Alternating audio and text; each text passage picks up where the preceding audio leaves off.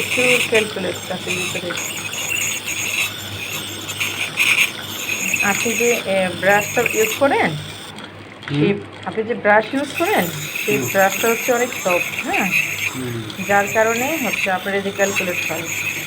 আপনি হচ্ছে এই ব্রাশটা ফেলে দিবেন, ফেলে দিয়ে তারপরে হচ্ছে এই ওরাল বি যে ব্রাশগুলো পাওয়া যায়, ওই ওরাল বি ব্রাশগুলো ব্যবহার করবেন। হ্যাঁ, বাইরে যে 10 টাকা 15 টাকা 20 টাকা পাওয়া যায় ওগুলো ইউজ করবেন না।